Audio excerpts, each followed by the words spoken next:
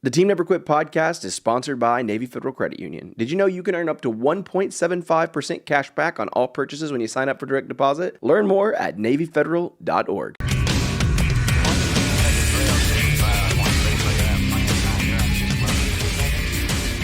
What's going on, everybody? Welcome back to another episode of the Team Never Quit podcast. I want to introduce you guys. If this is your first time ever listening, you've got two great hosts, Morgan Luttrell, Marcus Luttrell. What's up, guys? Who's greater? Ooh, is that the Patreon question of the day? No. Good thing. You said Good great. thing. Greatest. We've got a cool Patreon question. I think it's cool. I think just a good going forward question with the new year upon us, coming soon. What is one thing you're excited about that's coming up in 2022? Well, I've kind of got a lot going on. A couple things. Yeah, so you're running for Congress. That's a big deal. You know, I'm kind of getting excited. The different COVID variations coming out. This Omicron one. What's the next cool name? I mean, there's a lot of Greek letters in the alphabet before Omicron. I'm just where they came up with that guy. Sounds Because cool. there's 50 variants right now, right? This is not what I'm really excited about. I'm just bringing it up since you threw the Optimus Prime thing at me. I think it depends on how much more profit the pharma companies want. Boom. I'm just gonna leave that there though. Let's let that one stew for a little bit. 2022. Yeah. I don't know. What do you guys get? What do you got? I don't. 2021's over. Maybe that'd be good. I don't like to foreshadow. Let's just finish this year first. We still got a month. What about you guys? I'm excited for executing the business plan that we started in 2019. And then got held up a little bit by a couple of various reasons. And then a stall after a stall after a stall. I'm excited to be able to push through it and really execute what we have been trying to do the last couple of years. I think that, I don't know, being locked down, Americans are funny. Like, you can't even figure this out till you put us in a bad spot. Like the different types, all like the military. This is how they did us, man. And you can see in the beginning it's chaos. Yeah. Like it was like when the pandemic hit in 2020, the 0 years, the balls years are always crazy, right? And you had 01. The balls years. Yeah, the balls years are always crazy. It's like 2000, the millennium. And then in 01, what happened? We got hit. 2K. Yeah, we got hit September 11th, right? In 01. So our lives changed. And then we got hit again in 2020 and then 2021. So the 01s. What do you think of this shit? So, I mean, it's almost as if the first part of us, our generation was separated. Like those of us that went to war, or those that stayed back, right, and had to run the country. Yeah. Well, how would you make us brothers again? You put us all in something. And they said that because the last 2 years, people got pulled back in and kind of sit around and reflected on what they want, what's important, what's not important, and then it's kind of like digging in and ready to push. We didn't fall back, man. We just held the line. And now it's time to push forward. I think 2022 is going to be like that. We'll see. We will see what 2022 has in store. That's a deep one, right? Hey, thank you guys for your Patreon question. If you want to ask your questions to the hosts, you can join us, patreon.com/teamneverquit. We got a couple great guests in store today. Anthony Milton is the CEO of Tilted Concepts. And they own Tune Up, the Manly Salon, Balanced Foods, Martinis and Manicures. They've also got Michael David on the show, which is the active director of marketing for Tilted Concepts. What's up, guys? Welcome to the show. Thanks for having us. Thanks for having us. First time. Yeah, because we haven't had anybody in here with us in a while. It's been a while, and I was with them before. Yeah. Okay, I went to their house first, so they had to get them out here. You like how we hid it in the barn? Yeah. Y'all just hid well too. This is cool, man. Yeah. Like you gotta. Eventually, what'll happen is like when you walk in, there'll be an obstacle course, so you gotta do some weights. I like that. You go outside and feed the chickens, go out and check the cows. It'd be like a whole grand experience. And then if we can get an overnight guest, we'll sneak them in through the back and like drive them around the property so they don't know where in the hell they're at. Oh, that's dope, actually. Like a bat cave kind of deal. Yeah. My brother spends a lot of time on the lawnmower. It's kind of shit he comes up with. with. Man. It is a... He'd call me up and he could roll that mower down. He's like, I got a great idea. What if we do a zip line in a bat cave? Man, I got all kinds of booby traps and wires and everything. This is my compound. I got nothing better to do than do stuff like that. Yeah. Is that what's going on over here? Everywhere. Yeah, man. Hey, by the way, man, there is some machinery out here. Yeah. I mean, like, There's some toys. Some machinery. Yeah. You see that earth mover that comes creeping out of the pond?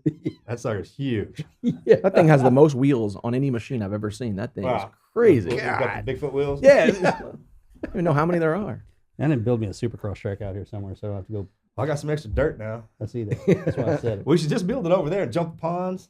We'll get the Nitro Circus. Oh, that'd be here. awesome. Sponsored by Tune-Up. Team Never Quit. 100%. Right? 100%, man. I can You assure get you what would invited. happen You if just I get tried to invited. build a pond. We can start this whole underground race, right? It's just like your sponsors don't want you to race this, but you come here. It's kind of like Fight Club. All right, yeah. Don't talk about Fight Club. Yeah. Here we find ourselves. How's Thanksgiving? Thanksgiving was good. It was a busy one for me. Because you told me you had the family. 400 kids, I think. Yeah. All You right, got the 'cause whole I thought Brady. I They had- got, he I got the thought whole. we had a big. They got the plan. whole Brady Bunch thing going on. It's pretty legit.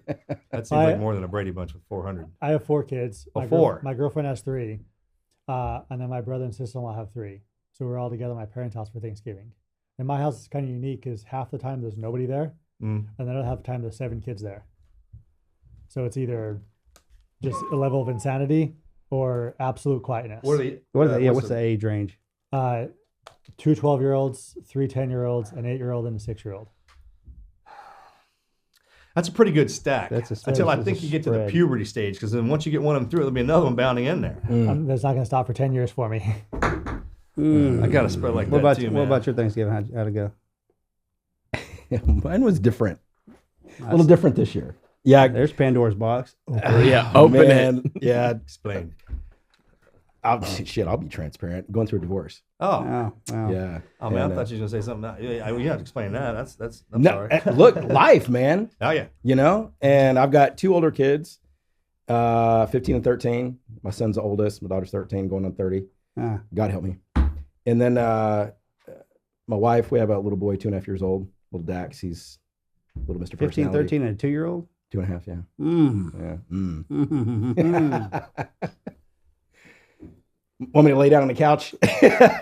but it made it kind of like a little different, a little weird this year because the older kids were with their mom. They're out of town. And so just through kind of going through this whole process, it was just a little different. Yeah. So, but you know, you just kind of look at and just for me, one of those forced things of this is where I'm at, but let's make the best of it. Hey, You know, glass is half full constantly. what am I thankful for? Right? Because it's not poor me. It's Oh, anybody says a glass half empty, never been thirsty. damn. That's pretty deep. Yeah, I'll end that one for you So, right there. so you had the 2-year-old? Mhm. She's a boy or girl, Boy, and the other 2 are Boy, girl. boy, girl. 15, 13. Yeah. because my Was youngest. just is- 2 of you, or did you have like other family around? Just 2 of us. Really? Yeah. All my family, my mom and dad have passed. My stepdad lives in Mobile, and then all my extended family were in Oklahoma. We're at in Oklahoma. Tulsa, Okmulgee. That's where I was born. Oklahoma City, Norman. Mm-hmm. Yeah. Yeah. So I got married in Wynnewood, Oklahoma, Tiger King. Yeah. Is that where that was at? Yeah. Which they have a new series out, which I haven't watched yet. Yeah. And are you an OU fan? Yeah. Or Oklahoma State? OU. OU? Yeah. So, Boomer. so our brother and best friend, I named my son after him. He's a strength coach for OU, Benny Wiley. No shit. Yeah. Huge deal. However, comma, apostrophe, semicolon. Lincoln Riley just got hired at USC. Mm. Is that where he went? Hate USC. Is that where he's going? Because I'm a Longhorn. Yeah. All right, So I called. You guys football fans? Yeah. Big football. Yeah. So I called Benny. I was like, "Hey man, we going to USC?" And I don't know. I think he might be undecided. This LA, right? I don't USC. Southern California. Mm-hmm. Like I'm a diehard college football guy. So like I live and breathe all this kind of stuff. LSU hired Notre Dame coach. Yeah, I saw that. Mm-hmm. And they're undefeated this season, right? Notre Dame? Yeah. Nah, they had a loss. I think. Who's your team? OU? Straight up? What about you? I grew up in Colorado, and I happened say to grow up in Colorado. Colorado late 90s. So is Cordell Stewart, Yeah. the 3 or 4 years they actually contenders. Uh-huh. They've been next to nothing for the last 20 years, just so that kind of faded off. But I went from Colorado to Austin, and I lived in Austin for 2 years during the UT victory with Vince Young. You the run? So I Yeah. went from kind of a great team to an even better team. Yeah, Arguably during the run. best football That was game 05, on the right? planet Yeah. ever in history. Being downtown Austin an hour after they won, That was insanity. Oh, yeah. It was Yeah. Still kind of partying on that. How'd one. y'all meet? Tinder. No, no, we Or was it Nice. OnlyFans or what was that? Like, through, Hey man, did you have that teed up? Because that came out really well. No, we met through funny. his wife was a teacher at daycare that my kids went to. Just kind of met indirectly. Did some consulting work for us for our company for quite a while. I had some grandiose ideas that wanted to do with the company. I couldn't afford to hire him as a consultant, so I took the different path of bringing him on board direct. All right. Had an opportunity to do it. Stars kind of aligned. Yeah. Never look back. Well, let's walk this back before we get out over our skis here, and let's just start humble beginnings. Everybody sees where you are now, but everybody, like for us, everybody sees what we've accomplished now, but they never see where we came from. They're like, oh, you guys must have been just, Backstories are the best. yeah. All right, let's tee this up. Man, grew up. I was born in Okmulgee, Oklahoma, and then my parents, my mom and dad, were both 21 hippies, and mom leveled up, and dad just wanted to, keep smoking dope and party, and so they split after I was about a year old, and when they moved to Dallas, and my mom met my stepdad when I was about 4, and real Christian religious man, wasn't kind of like the throw the football kind of guy. So I kind of grew up as an only child, and my dad, my biological dad, had a couple of kids, younger girls that are my sisters, that I went to go hang out with his family. And so I grew up in a weird dynamic that it was never awkward for me, but I knew that some things were different. But when my parents moved from Dallas to Northeast Texas, it was kind of they walked away from their house, back when the savings and loan thing kind of hit in the 80s, and interest rates were going sky high, and they were, middle class, both working jobs. Dad was working nights, and comfortable as a kid. But then when we moved to East Texas, went to dead broke. Mom had a nervous breakdown. Dad was working 3 jobs, lived in this little teeny tiny house, and had my drum set and my bike. And I was a cyclist since about the age of 12. And but it created a real volatile home. And my mom was bipolar, manic depressive, violent, abusive person. And so I just took the brunt of that growing up. And so I kind of grew up in this real hostile environment. And I had going to this private school. I earned this scholarship to ETBU in East Texas. I went for 3 semesters, and just with life and having to work, and I showed up to the house one day and all my shit was on the front porch. So I was like, I guess I'm not living here anymore. And I had to kind of figure my way, and ended up working at McDonald's in the morning and at a cabinet factory at night, and didn't have a car. So I walked from McDonald's to my apartment, and just was like, man, there's got to be more in life. And so my life kind of has been this, and even Andrew asked me, he was like, what's that never quit story? And I thought, I'm like, I don't have one. It's been my entire life. Yeah. Because every time I hit something, just goes to shit. And like when a lot of my buddies that I went to high school with, like it just seemed like the whole path was paid for them. A couple of them are doctors, a couple of them are lawyers. And here I am, 48 years old, and now facing divorce for the 3rd time, and got 3 incredible kids. But all these things I've been going through in my life, it's been like just hitting brick wall after brick wall after brick wall. And it was after my first wife and I split, and she left, and had a great job as an engineer for a cell phone company that I wasn't educated for, I had to work for. But 18 months just teaching myself and working with the crew and getting the opportunity. And she left, and I just kind of was caught up in this poor me party, and not having a college degree, and just like, God, why is it so effing hard for me? And I kept playing this victim, and I had this wake up moment, and I'm that common thread. This is all me. This has nothing to do with my mom beating the shit out of me. This has nothing to do with about this going wrong, that going wrong. I'm a cyclist, and I would get on my bike, and that was my escape, but it was also my way to somehow find some self-confidence. It's because how fast, how far was up to me. That was my choice. But it was also my way to kind of grind it out and get rid of some of that angst and frustration and anger, and, trying to deal with it. Then being ostracized when I was in high school by all my friends. And I kept having to find this way, and growing up in a Christian home, like I had these biblical principles, but faith has been one of those really hard things for me, because I need something I can put my fingernails into. You know, I need something I can taste, I can feel, I can smell, that I can get like if I do A, I'm going to get B. And because I didn't like having things unknown, being out of control. And with all these things that I would put my effort in and it wouldn't come to fruition, largely because of either my bad choices or just not leaning in long enough. I even enrolled in the Marine Corps, went to MCRD, and I was in boot camp, and it was about 6-7 weeks in, and got pneumonia. And because I'm passing out on the obstacle course and passing out during doing drill, like what the fuck's wrong with me? They sent me to sick bay, and the medic, he sent me back. He goes, you just need to get some rest in the rack. So I went back to the barracks, and of course, drill instructor Sajewski wouldn't have any of that. He yanked me out of the rack and put me out back in training. If you're not dead, you're training. And it's just like my body kept failing, so I tapped out.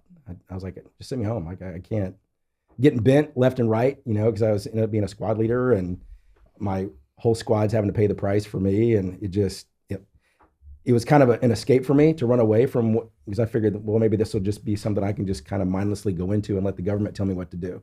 And then that didn't pan out, so I came home and I'm like, what the fuck? You know, what the fuck am I gonna do? And so I'm going to give this a shot. I'm going to give this a shot. I'm going to give this a shot. And through it all, I kept finding, though I was looking at myself as if I was incapable. And until I realized, yeah, I'm the common denominator. I'm the common thread through my entire life. And all this shit's gone south. But I've also come through all this shit. And it was about 11 years ago, November 5th, 2010. I woke up 3 a.m., wrote this poem. It's called I Decide. And, you know, people would ask me when I was a triathlete cyclist, you know, in high school, they're going getting drunk at the lake. How do you ride 100 miles on your bike? How do you do butt? I just decide to. Like, it's one pedal circle after another. I'm just going to put my shit on, get on my bike, and I'm going to fucking go. And I'm going to go as fast and far as I want, right? And I'm going to end up home because I got work or I got shit to do. And when I wrote this poem, it kind of answered that, you know, it's that internal drive. It's a choice. Everything is a choice. And it was kind of this awakening moment for me. And when I found myself in Nigeria, I was doing a photojournalism project for a nonprofit, put in water wells.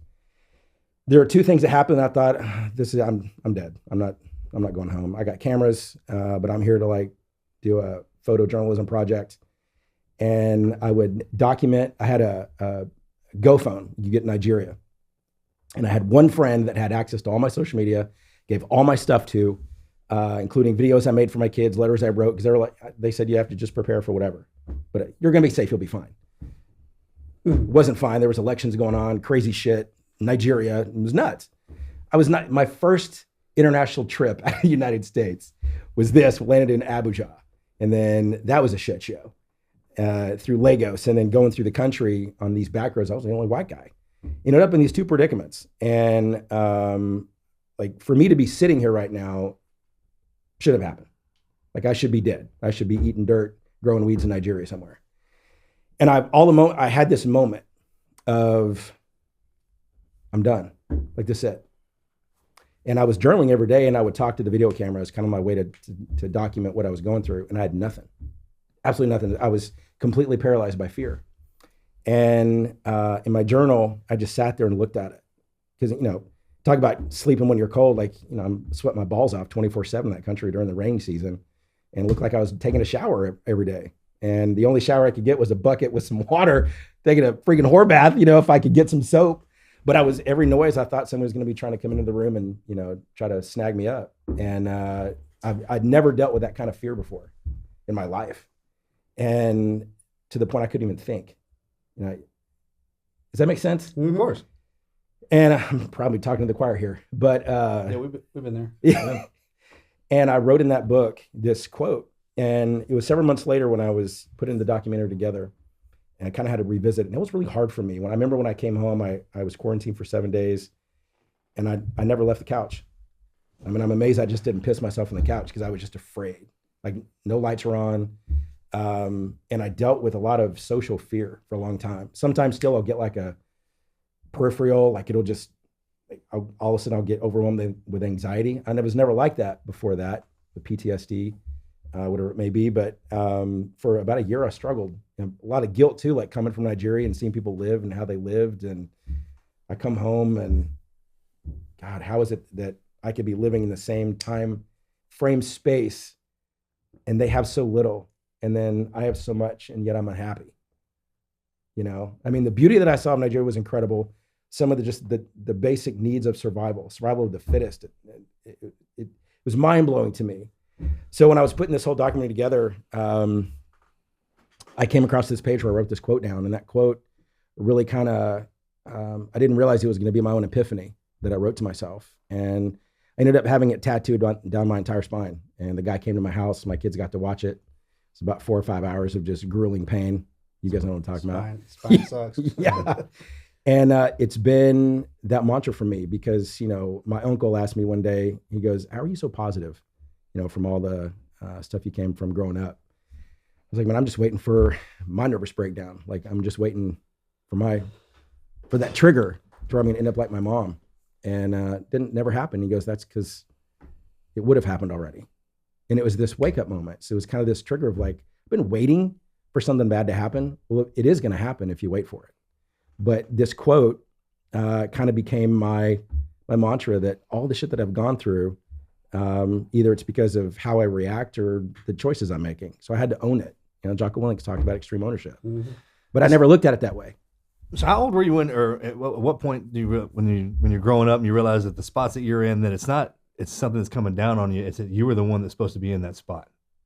It's like a football player getting pissed off because he's the one getting tackled, or a boxer pissed off because they're the one getting hit, or SEALs getting pissed off because we're the ones in war. But in life, you're born into the spot you need to be born into. It's what molds you.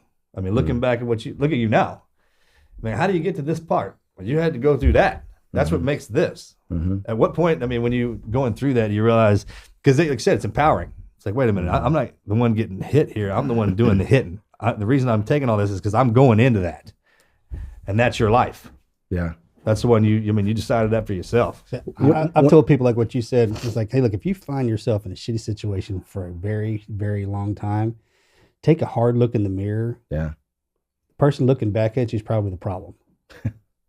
And move on. That was hard for me to admit for a long time because I wanted to be the victim partly. And that was the thing I had to admit to too. I liked saying that I was the victim of abuse and all these things that were going wrong, almost asking for pity. Like, oh, it'll get better, MD.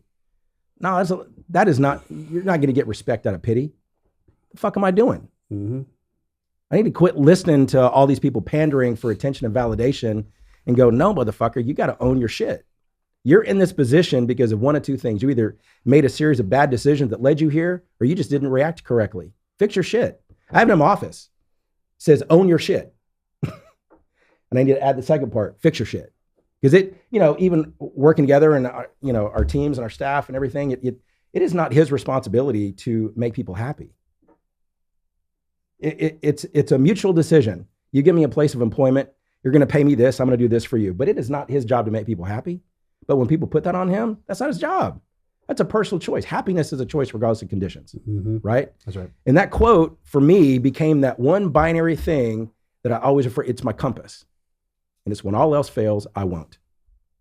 Period. You live it, you have it. So both of you guys have. And the more the people that I talk to, and with Anthony too, and the way that he operates, people look at Anthony very with a lot of mystique. Because, numbers guy at the back of his hand, and he operates at a very high level. But it's not like he just came out of the womb like that. This is all about choice and behaviors and patterns and habits, and believing in yourself too, and not taking an excuse. Well, that's where respect comes from. Also guidance. Like, how could anybody do anything if there wasn't somebody out there to help propel them in that way? I was thinking about this the other day. Like, when you call somebody and say, hey, I need something, the minute you hang up the phone, what wills them to go do it? Nothing. Themselves. Especially if you're not paying them. How does anything get done? If you think about it. Like, the minute you say, I don't feel like doing that, and you just don't show up, man, and it's like that chain. So we've created something that just in the fact that you ask, and the way you ask it and you deliver it, man, it kind of pushes. It's like the breeze, I guess. Because when you build something, you have people coming in, man, it's that respect. Like, you don't have to make them happy. I wouldn't piss them off, though. Yeah. You know what I'm saying?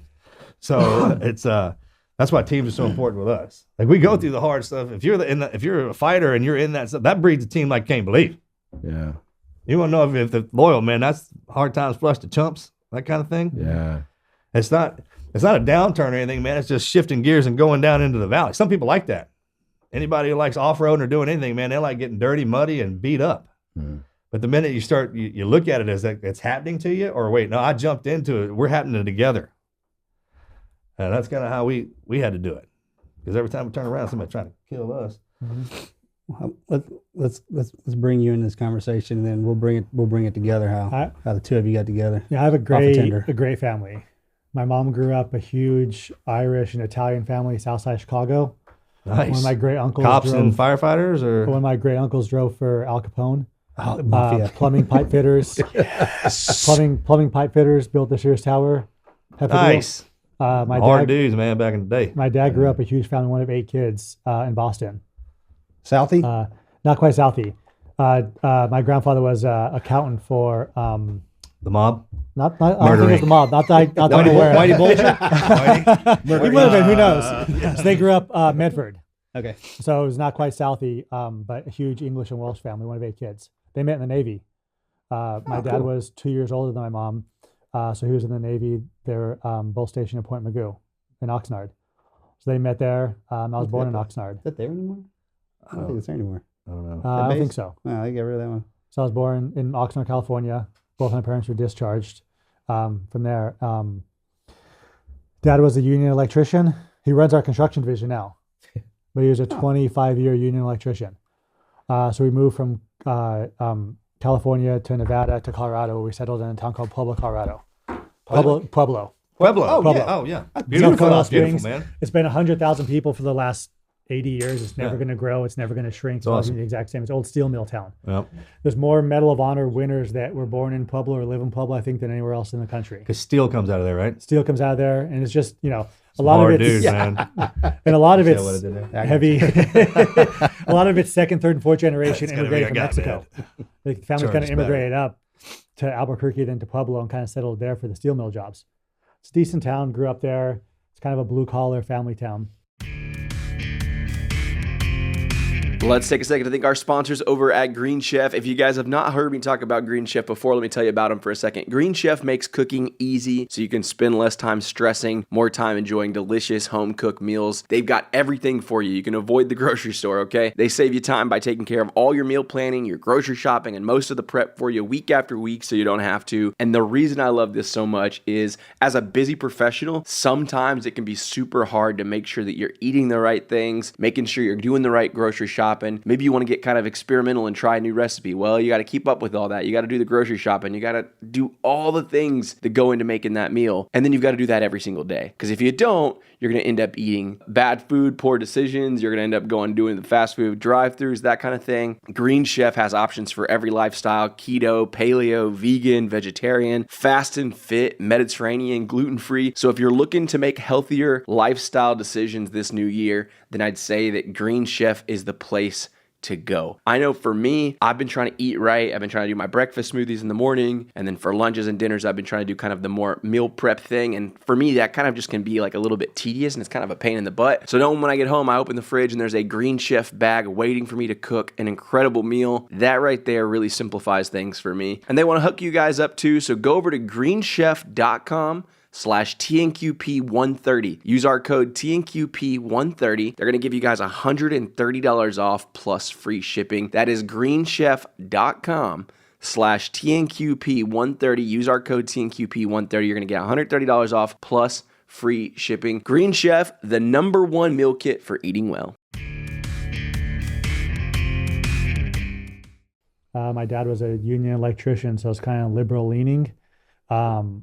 And you can see his personality morph as he raised 3 kids to where he went from loving the family and the unity that comes with the unionization and barbecues and camaraderie and solidarity to despising the tactics as you kind of grow up the ranks, right? So starting from like a union electrician up to a journeyman electrician to a master electrician and kind of getting more involved in the process with respect to labor contracts and negotiations and unions, he had this despising for what was the typical union bosses. And the picket lines and just the process, he just started really hating. As a kid, I did all the usual stuff, brother and sister, I was no good at wrestling because I was too tall and lanky, so I got into boxing because it was easy. Soccer, track, so on and so forth. As a kid, I was excited to grow up. Looking back on it, raising my kids now, I'm kind of a I little don't think I've ever heard remorseful. somebody say that. Slow down a little bit. Yeah, it's slow. Enjoy. Thinking back, I was kind of, as a kid, I was hurrying through the family vacations, hurrying through the school process, hurrying through the practices and the fun with the neighbor kids and that kind of stuff. Well, I have So that problem now, I was in a hurry to grow up. or Yeah. getting better at it. But yeah, that's a thing. One of my kind of turning points, we were at Kmart shopping for new school clothes. I was 12 years old. Kmart shopping for new school clothes, my mom, and she was buying us Lee jeans. And I go, come on, Mom, that's what the nerdy kids wear. Cool kids are wearing Levi's, right? And she goes, well, if you want Levi jeans, why don't you go out and get a job and buy yourself some Levi jeans? So I'm 12 years old and I got a paper out. Excited to grow up. Those Levi jeans, they're the cleanest pressed Levi jeans. I bought the first month, right? I bought those and a pair of Reebok pumps. Yeah. I just got a pair of Ballin'. Reebok pumps for my birthday. You know how many times you hit that pump on the tongue? Okay, so I was 12 on the right, 20 on the left. I was going over this when I had them on the other day. No one was looking, but I was kind of looking around doing like, and then because Axe and I play ball now, Okay. and on a whim, when it was our birthday, my wife goes, "What do you want for birthday?" I was like, "If you can find me some Reebok pumps, I'll take those." And she couldn't, which is pretty amazing. But my son, my oldest boy, he found them, and they showed up. Very I nice. let the tags hanging off of them, the chain tags. I'm just gonna play till they fall off. Yeah, perfect. You got to, right? Got to. Yeah. So, yeah, I'll let it you was- know how many pumps I got on I didn't realize you're such a workout. sneakerhead, Marcus. I'm not that. You are when now. when we were kids, yeah. But yeah. So I did really good in school, but I was better in the workforce. So I went from a paper route to work in the restaurant. So I was a busboy, host, buffet, cook, so on and so forth, working with the guys that were 10 years older than me, 20 years older than me, holding my own. I'm a fry cook at a Texas Roadhouse, one of the busiest in the country at 15 years old. All right. So explain that. What do you think it is that makes somebody? And is this where it comes in like applied science and applied mathematics? It's like, what is it? Because the drive, the work ethic is what we have. How is it we can go off and conquer all that stuff, but not apply that drive to sitting in that classroom? I say it's multiple. You'll never find a harder worker than my dad. My dad's the most hardest working guy you'll That is ever a see. force to be He'll reckoned work with. 8, 10, 12, 14-hour shifts. I've seen him pick up extra jobs when I was a kid for, Christmas money, come home, mows the lawn. He just goes. There's no tire factor in him when it comes to the work ethic. And it's not even, some people have a work ethic, but they're bad at it. It's half-assed. That's that's the worst. His work ethic is just, it's straight line. The Yeah. cleanest workspace, the most organized setup there is, the plan, the action. So I kind of watched that work ethic growing up. So that's part of it on my side. What about Is it- school? Was he on your ass about it in school, or Neither of my parents graduated college. I was supposed to go. I toured University of Massachusetts, Amherst, when I was a sophomore in high school, because my original thought process was a double major, poli-sci and American history. Fascinated with pre and post-Revolutionary War. What was wrong with the group of bandits that decided to go against the largest army and military in the world and say, we're going to take what's ours and you're out of here? And then after they did that, insanity, how the hell did they build an actual country out of it, right? A respectable country. And how did they do it all in the span of 40 years, right? Without getting overtaken by the other powers of the world. How did they convince France to be on their side? How did they not get invaded by Spain and Portugal, right? How did all this happen? I was fascinated by it. So I was taking college history classes as a sophomore and junior in high school. I toured it. What was the answer you come up with? Money. It was all money. As a kid, I was a little bit materialistic, right? I'm 13, 14 years old. I want the Reebok pumps. I want the cool car. No. Why no one attacked us while we were going through that war?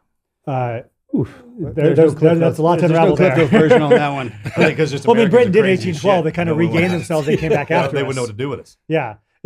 Huge land mass, massive travel to get from Europe to America. If Britain couldn't do it, what the hell chances Portugal have, or Spain, or anywhere else? We're allies with France. So if a country were to come over to invade us, they have to worry about France going back to them. Mexico couldn't do it. There wasn't enough. It was such a wide atmosphere with the entirety of North America. Then why would you go to war with a group of crazy individuals for a small pocket of it? There was 13 colonies. Just go down south. Go to the Caribbean, go to Mexico, go up to Canada, go to the Wild West. And that was kind of the forefront of it. Plus, they're a little crazy back then. Yeah. They're a little, No. Brilliant, but crazy. Yeah. So as a kid, I was a little materialistic. This was, mid 90s. So the first car that I bought for myself was a had a 1990 Honda Civic with this Hatchback, 2-door. SI hatchback. You know, it's a 2-door hatchback. Oh, Hey, boom, boom, boom. no, that was the year of the 415 Civics, man. The 90s. Four Right? 15-inch subwoofers, Fosgates. double they're JBLs. Landsar. JBL. Check. What were you pushing it with? Dub 6 is 4,000 watts of Kenwood amps. Come on. Battery backup with the passenger seat, double Can't tinted remember windows that. for the back glass window. And license plate was rattling. This insane, unnecessary 4-inch muffler pipe that sounded like, I don't know what the hell it sounded Is that like. when that first came out? And nitrous running through there. So loud that when I come home late at work at night, we lived at the bottom of a hill, I had to turn my car off to go in the driveway coast to wake in? my parents up. Oh, good Lord. I saw a joke the other day, man. Somebody somehow rigged a duck call and put it into the muffler of this car. we got to do that. That's awesome. That's good. I set the center of my car on fire when I was 17 going to a bass competition. You know, back in the day, you used to have these competitions at stereo Dude, you got shops. this whole bass thing. Oh, Look, oh, you yeah. got the look. Yeah, it was like, you know, Yeah, backwards yeah. visor, unnecessary Michael Jordan T-shirt. You know, it was Jordan shoes. You know, it's decked out head to toe. With the I was bike cap. matched. Yeah, I mean, my friend was hooking up. We had That stuff's coming back. I see it out there rolling now. Oh, Uh-huh. yeah. They're It slamming the trucks back down. and the license plate that won't stop rattling. What's Yeah. up? No? Sounds good on the inside, horrible on the outside. No, So I remember I was like a I was shoe in- in the dryer. I was in school. My AP history teacher was giving me a hard time because I missed a couple classes because I was working. I was working 50, 60 hours a week at a restaurant, making great money. I was making like $11 an hour as a 16, 17-year-old. But you're working 60 hours a week, you know, limited taxes, no overhead. I had my insurance to pay for. He was giving me a hard time about showing up to class and potential kind of the usual teacher speak, right? Which is looking back at now is great. And he goes, "What are you gonna do the rest of your life? Just, you know, make What do you money call in it? a Teacher restaurant?" speak? That's pretty good. Steal that one. And I pull out my check stub, and he told me I was making more than him. And I thought to myself, how am I going to go to college and basically have his job in 6 years from now, but be making less than I am now? So I just went kind of the right direction, full force in the restaurant business. 18 years old as a restaurant manager, couldn't buy alcohol, but signed up for thousands of dollars of checks of keg beer and liquor bottles and so on and so forth. Brilliant. Because you get stuck in that world. Back when we were going through too, that our buddies, we'd all worked in the bars. Mhm. Like we were the bouncers, the buddies were security. I mean, the bartenders and so forth and so on. Like we had a whole military career, came back, and dude's still in there. Yeah. Damn. If I go to, you know, and I'm in a They're restaurant awesome. that's doing $6-7 million a year in sales. And the table's upset because, you know, whatever happened, steaks overcooked or they waited too long. And I go up, I say, "Hey, I'm Anthony, I'm the manager here." And they look at me like, I've had people tell me, "How old are you?" "I'm 18. What's the problem?" Like, "You're not the manager. Where's the real manager at?" You know, so I kind of had to earn a little bit of the respect. And I earned it just from overworking everybody. Right? Because you're not going to earn respect from a outwork. 20-year cook or the bartender that's 10 years older than you, the experienced restaurant manager, unless you just can grind it out. So that for quite a while. Started first business I owned in 2007 with a business partner that lasted till 2013 for a PE buyout, good private equity buyout. Went the consulting route for a little bit. Didn't like that at all. I like having skin in the game. Mm-hmm. If I'm going to work for something, I want it to be my reward, my risk. So telling other people what to do with their money, it's great for some people. It just wasn't my personality. Got to have that fear in there. Yeah, a little bit of the unknown. I do that too. Still. Yeah. That's the drive. With my company, I'm like, Yeah. we are teetering on catastrophic loss. Yeah. here. So when we come full circle to our brands we have now, in 2015, my ex-wife, her name is Candace, her idea was she was a cosmetologist before we had kids. And she wanted to get back in the business, but not be a hairstylist and not go work for one of the big guys, like a Sports Clips. I was kind of getting about finished up with the food business. So her idea was to kind of merge a bar and a barber shop all into one. So the first one in Magnolia in 2015 took off like a rocket ship. The ambiance, the culture, the fun. Before that, guys getting a haircut, it was a chore. Unless you're the old guy that goes gets the shave at 7 a.m. and hangs out with your buddies at the barbershop for 3 hours reading the paper. No. Regular, typical guys, it was a chore. You go to the grocery store, you go to Home Depot, you go get a bad haircut, you put a hat on. It's kind of the routine. So we're trying to change that with a That's quality. the thing. I remember growing up, man, the barbershop. Like a bunch of black men in a barbershop's the funniest thing you ever seen. And it should be an experience. Like laying there in the chair with the towel on your face and like somebody is complaining over there. Yeah, that's a thing, man. That went away when we got everything and sped up real fast, right? Yeah. One of the things I was 2000s overpaid for kinda, as a kid because I was, paper out 12 years old. Colorado's cold, so you're wearing a hat or hoodie half the time. But that 6 months out of the year, really April to October when it's nice outside, I had that Zach Morris side part going on. Yeah. Fire. Strong. Fire. Nice. Put the visor on backwards. It was solid, right? Yeah. Oh, the way, because you perch it up underneath the It was right visor. here, hard part. Yeah, Cinzano hat sitting on the Yeah. back. Yeah, there we go. And in the wintertime, freezing away to school because you want to put the hat on because it messes up that hairspray, right? You had that aerosol Aquanet hairspray going on too. White rain. White rain Yeah. and Aquanet. So we started that brand 2015 and then grew it combination of stores that we own and franchise locations. A lot of great franchisees. Franchisees are firefighters in the oil business, medical business. Primary focus is on tune-up or secondary focus is on tune-up with a primary job. Grown that to 56 stores across 5 states. Heavy presence in Texas. We have 2 locations in Florida, 2 about to be 3 in Tennessee. First location opened up Kenosha, Wisconsin last week. In Kenosha? Yeah. Supposed to open up on Friday Great week. before Thanksgiving. Yeah, how's that? Came out. Something. The city inspectors, the entirety of the city inspectors went on a deer hunting trip together Uh, a couple days before. They said, we're out of here with the National Guard. There's no problems at all. Operations team, there's more Yeah. reporters. sure, they're So- making it. Yeah. But even that, not a whole lot, because they actually went downtown to go do video. It was not. It was all hype. The morning soap operas are stirring it Yeah. up. And That's then what we started calling it. They're all morning soap operas with facts in it. Yeah. Yeah. That's You know what I'm talking about? Yeah, it's so true. I mean, they all shifted. Yeah. It's got so bad that You you got to go to start every, looking at it. you go to every store? I try to. I've not been to 5 openings. I make it a point to go to at least 5 locations a week. So It's what do getting they tougher as get? we What grow do they out. get if they do an opening and you don't You go show to 5 up? locations a week? At least that many. Is there? Are you just going to keep going? Oh yeah, we're not stopping. You know, so the second brand we started was called Martinis Manicures, the women's retreat. It was kind of the yin to Say it the yang. again. Martinis Manicures, the women's retreat. So the husband goes to tune up, gets a haircut, has a cold beer. The wife goes to Martinis Manicures, gets her nails done, manicure, pedicure, has a cosmopolitan or a margarita or that kind of a drink, right? Kind of the yin to the yang. So we have a location open up now on I-45 in Shenandoah. It's going very, very well. We opened up that concept in 2017. And then in 2019, started Balanced Foods. Balanced Foods packaged takeout meal. So it's healthy packaged meals, retail storefronts, and a grab and go setup.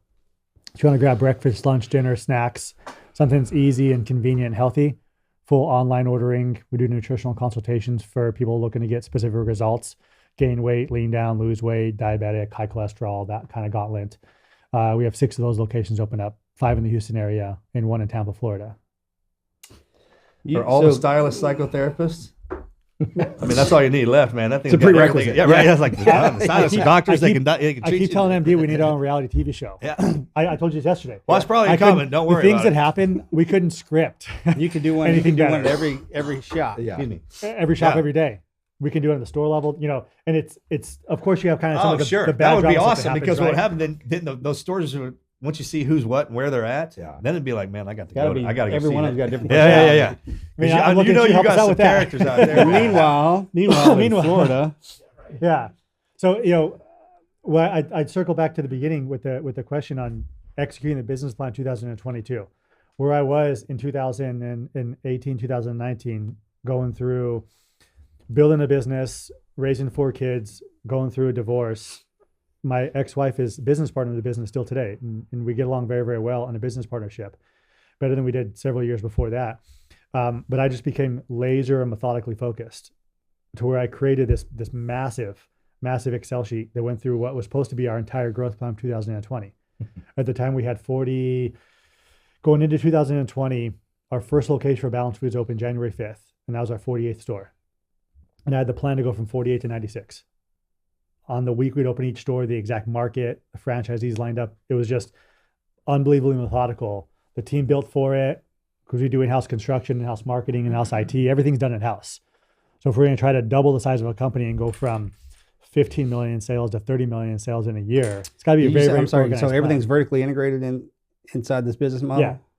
So we outsource. The only thing we outsource is when we do outside state projects, we find a local GC for outside state of Texas. What's time frame brick and mortar start to finish? 4 to 6 months. Yeah, because the old boy Most. built it in the shop. Yeah. Your master Yeah, carpenter. you saw the warehouse. Yeah. So we build everything. That's awesome. We build everything in Yeah. our warehouse, all the equipment, FF&E, millwork.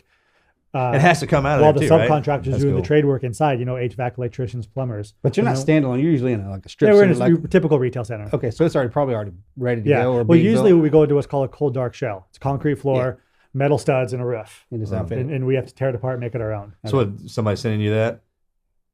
You got somebody else scouting? Yeah, you got a scout. Yeah. So Candace, scout she team or does all the something? real estate. Recon unit Oh, or she whatever? does that? Yeah, so we have all the real estate programs, Tactician and LoopNet, and everything we go through for the right real estate. You guys own the real estate? No, we lease it all. Lease it all? Yeah, a typical space for us, like for a tune-up, put us in front of a big box center with a Home Depot Mhm. with a Buffalo Wild Wings next to us, something like that. Kind of a guy's area. Yeah, so you measure it off of that? It's like, Yeah, all right, on so if the- I was a on the- dude, I need a hardware store Yeah. around here, an Exactly. electronic store, on and a Balanced barbershop. Foods, where do women shop?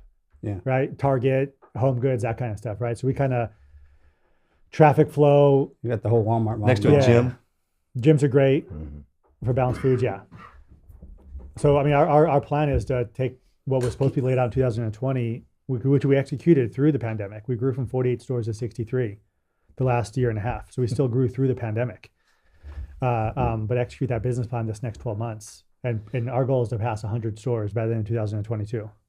Probably be in 7 to 8 states. I don't think that'll be a problem. What about with So, this? So in big city, like when you go to look at towns, there's smaller towns because everyone needs a haircut, right? I mean, is it kind of you're going in there looking for a city in a certain Yeah, it's unique. Population So or- the Balanced Foods brand is more successful with a higher concentration of population. who is your supplier for Balanced Foods? We use US Foods, Labatt Foods, and then Brothers Produce. And we also use a company called UNFI, United Natural Foods. So there's not a supply issue for you. We're very, very fortunate. There was some sporadic supply issues during the shutdown with like a chicken plant shutting down. Most of it was price fluctuations. The supply is always there. It's always going to be there because there's multiple sources of supply. It's just if a that's the best part restaurant, about doing it in house, right? if someone in is America, willing 'cause to they can't shut pay that for down. it. So the chickens, if Sanderson or Tyson shuts down 2 or 3 poultry plants because of COVID, there's still another 3 dozen poultry plants in the country. The price is just going to go from $2 a pound to 4. Right. 8% Right. increase in inflation. Yeah. Where we got very, very fortunate is our containers come out of Canada. So we use a plastic recyclable container based out of Canada. So we didn't have any trucking or logistics supplies this last 6 or 8 months. Okay, it's coming from Most of the containers, whether it be styrofoam or polystyrene containers, come from China. So that's where the supply issue is happening, just because the backlog of the docks, which just spikes the cost. So it normally would be like a container for 30 cents is now 70, 80 cents. Well, we're still getting for the same price before because it just comes from north as opposed to overseas. So overpaying for the quality 2 years ago is actually a huge benefit to us now, because a couple of years ago we could have got the same type of a container, a lower Chinese quality for a couple cents less. We wanted to overpay for the right quality. Yeah. It's kind of the mantra of the business. We overpay for, we pay for the employees, we pay for the ambiance, we pay for the food, right people, right quality, right ingredients equals right business plan. How many employees did you have in your first store? Typical salon goes 8 to 12 employees, depending on the volume for a tune-up. How many now? She got 55 stores?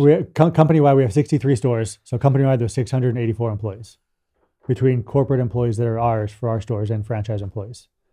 And leadership sprinkled across the country or centrally located here? So we have on our office, we have the typical kind of SG&A team: accounting, bookkeeping, finance, HR, marketing, IT. We have district managers. I have a director of operations for each of the brands, and then district manager that's kind of the field operations. Yep. Store manager level. Every location has a store manager, and then a great kind of franchise liaison where we support and assist the franchise locations. So I want you to offer something up to our listeners, because from our conversation, you were a poli-sci history guy with no kind of business mind, so to speak. And then you jump into this with both feet with your wife, where I think people get bogged down in their ability to pursue their dreams is the unknown. Like for me, with my company, I jumped in, didn't have a clue. I bargained my way into a project and learned the day that I stepped onto the platform and figured it out. Did you do the same thing, or did you? I've how much capital did you come out of pocket, or did never you? enough. There's never enough capital. Well, yeah. Yeah. So when I started the first business, 2007, we started with 30 grand, $30,000, took over a little kolache space and turned it into a healthy foods company. $30,000. We ran that location for the first 3 months without a health permit because I didn't know we had to have one. There's no book. There's no manual, right? There's Yeah, that's what I mean. consistency. There's no, so growing that. Otherwise, you'd be doing what everybody else is doing. Whoopsie. Tune up the Manly Salon. It was started with about $400,000 in capital. So we did the first 2 locations out of the gate, one in Magnolia, one in Tomball. And then the franchising, trademark, miscellaneous stuff. Yeah. Because we'd figured it out by then in terms of the steps process for a business, right? Everything from like the creation of an LLC. Are you documenting that or It's all upstairs. upstairs? I mean, okay. So I've had that problem too, where people are like, hey, can I see your business model? Can I see how you've grown and you've scaled in the past 3 years since the time that you started it down? Like, yeah, I got it all right here. Yeah. Like, you need to write, you I need can to write ramble that it shit off. down. Tillman Fertitta in his book, Shut Up and Listen, he says, number 1 rule is know your numbers. I still, to this day, I create a sheet every single Monday that has the previous week's sales for every location. All the KPIs, key performance indicators for every location. I do it myself. I outsourced this to one of my bookkeepers a couple of years ago, and I hated it because if I didn't physically do it, I wouldn't memorize it. I wouldn't look at it. So you tell me a location, I can tell you what it did last week in sales, what's labor was last week, labor hours, how many employees it has on staff. It's just the way my mind works. So we have all this documented, in terms of like historical performance and sales volume and growth trajectory. When we started the brand for TuneUp, we knew this. I went from knowing nothing about owning a business to at least knowing the steps process of it.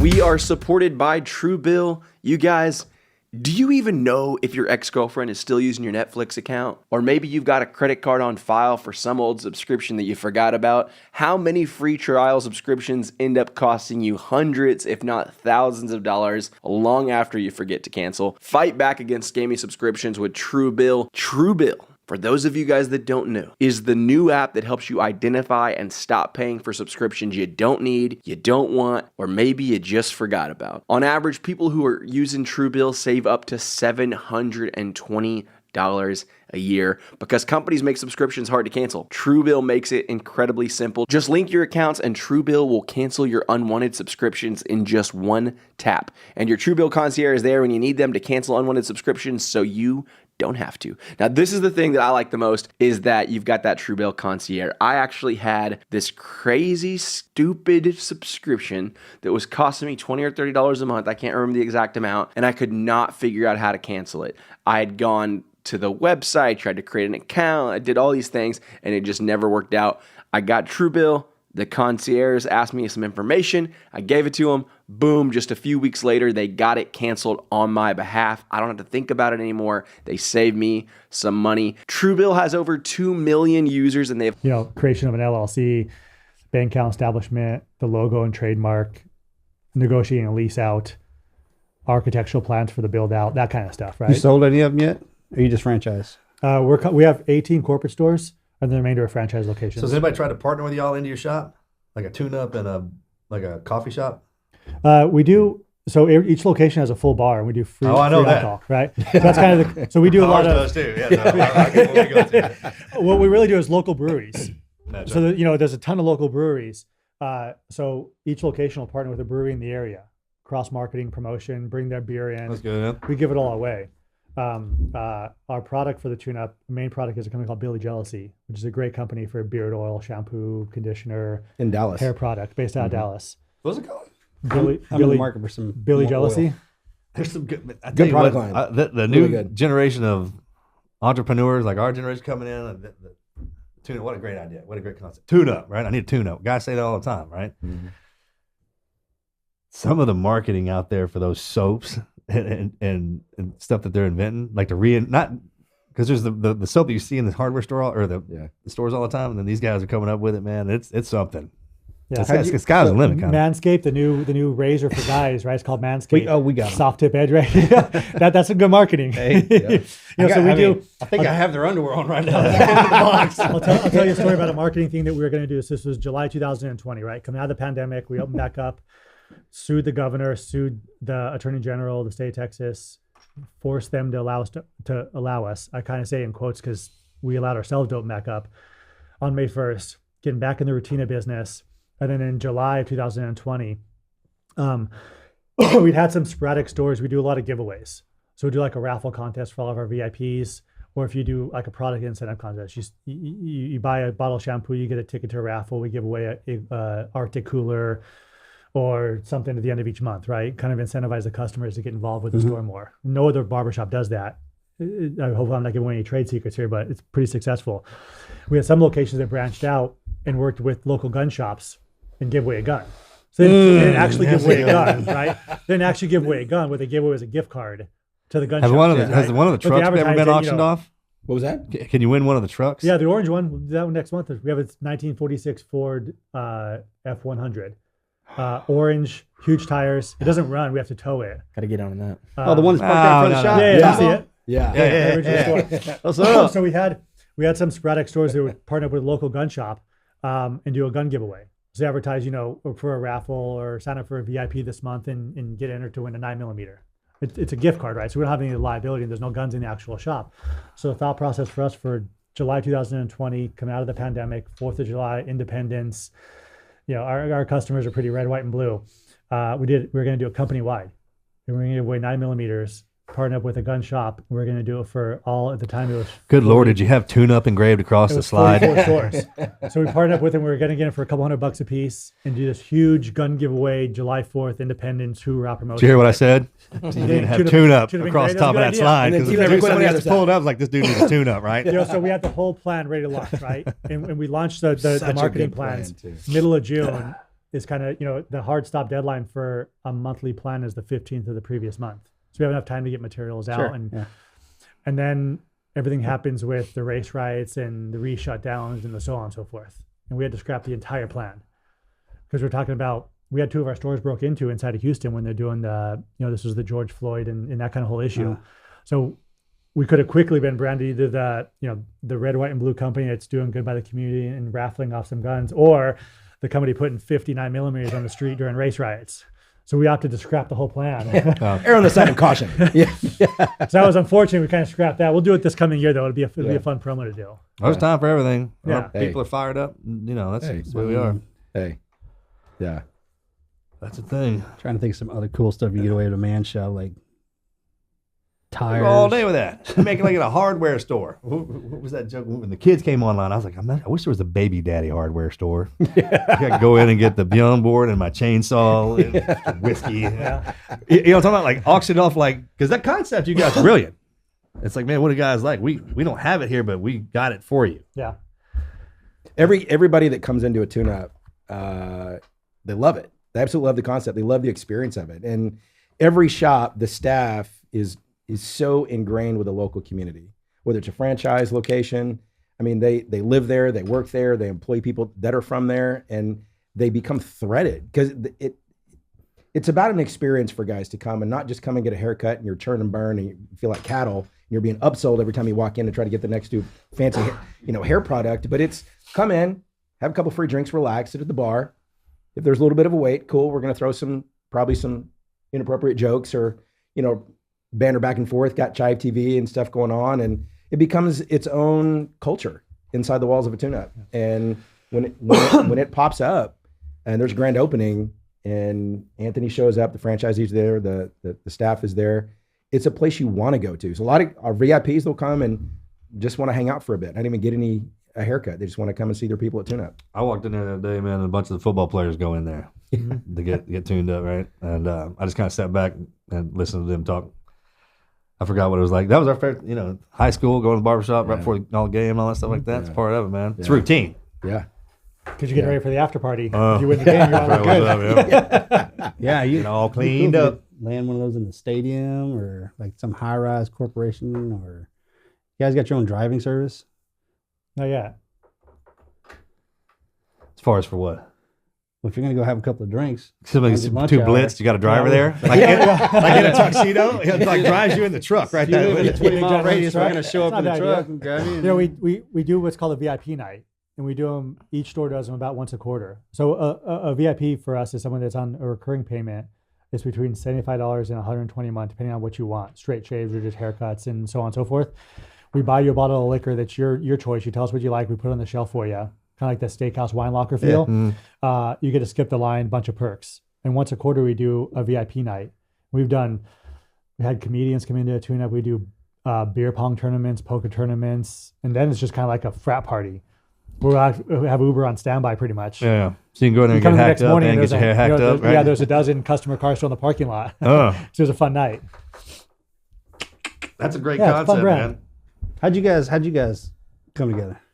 So he was Michael David had a company that was doing a lot of consulting work, and met up with him through daycare the kids went to, and pitched me great write up on everything I knew I couldn't afford, everything I knew the brand couldn't afford, from website development to SEO. Hey, here's what your SEO looks like now. It's dog shit. Here's what I could do with it, and here's how much it's going to cost. And I go, that's fantastic, but I can't afford that.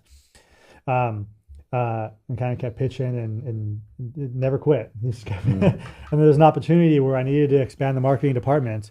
And because how we really operate on insourcing instead of outsourcing, I wanted it to be exclusivity and just for us as we're going to grow the brands.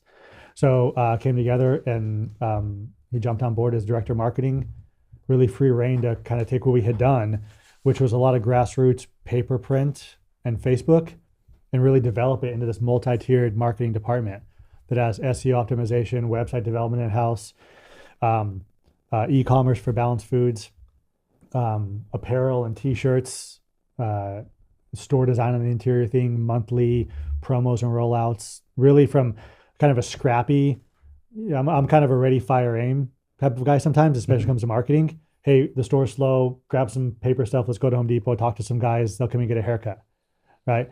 To take that and really mature it over to this thing that's set out 3 to 6 months in advance, and just the methodology, be able to execute to 700 employees across 5 states. That's kind of a huge maturation. Yeah, it's the hustle, right? Yeah. I was talking to some of the boys over at Under Armour. Like, man, I had a car in the trunk of my car was t-shirts. It's like I sell myself. That's how it started. I was like, so anybody coming in and want to be the CEO or something needs to get their ass in a car and go sell t-shirts for a year out of the trunk. Just to appreciate how you built this sucker, right? I think that gets overlooked, especially when you pass it down. With the hustle, Yeah. right? The rappers slinging CDs. That's the on back of biggest their miss, trunk, right? That's the biggest miss, man, is the hustle. And when people aren't ready to get in. Yeah, well, they want to come in on top. Yeah. I called it, and we've had some franchisees I passed up and said, look, it's not the right personality to do business with you, because they have the field of dreams mentality. If you build it, they'll come, right? Yeah. I'm gonna be a business owner because I started an LLC and I opened up a location. Like that's the entry. Then you got to work your ass off Sure. to make it successful. And if you work your ass off enough, then maybe you can have a little bit of time off. Well, you could, Fibonacci that thing with your clientele. Like you are so good to your clients, man. That's word of mouth. Mm-hmm. They'll bring somebody else in. And that just kind of keeps it going. Yeah. How often do you see guys checking into anywhere on Facebook and taking a selfie of them with a beer? Guys don't do that. We've reached such a pivotal point with our customers that they're happy to promote for us. Like a That's when you know VFW you for made hair. it, is when your customers advertise for you. Yeah. They feel a part of it. Yeah, it's it's the not old someplace they barbershop go style. to. They take owner that, we all own. That's my attorney, my accountant. That's my guy. That's my mechanic. Go see my boy. Well, go to my shop. It's not even really, I'm going to tune up. I'm going to my shop. Right. Oh. They adopt it as their own. And that's when you've built a brand that people really buy into. They're not a customer anymore. They're a part of it. Right. And that's one of the things I like about the franchisee network, because for the most part, I don't know if we've had any franchisees that were seasoned entrepreneurs prior to.